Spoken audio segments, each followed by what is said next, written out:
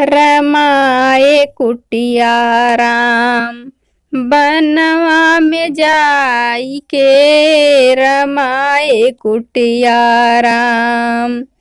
बनवा में जाई के रमाए कुटिया राम।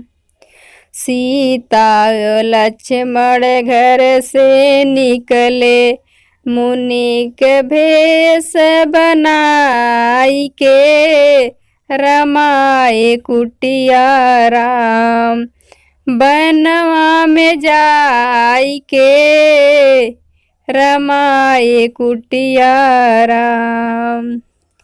14 बरस बिताए सब प्राणी कंद मूल फल खाई के। 14 बरस बिताए सब प्राणी कंद मूल फल खाई के रमाए कुटिया राम।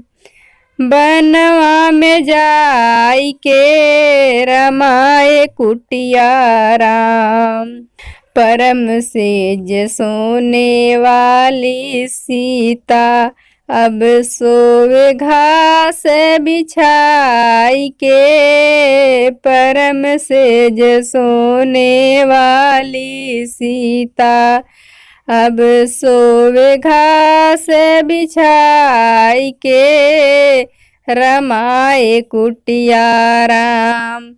बनवा में जाई के रमाए कुटिया राम।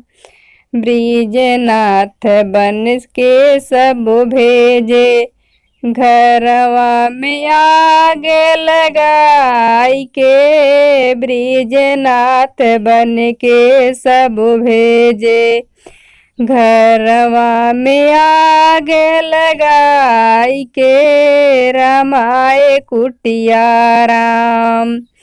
बनवा में जाई के रमाए कुटिया राम।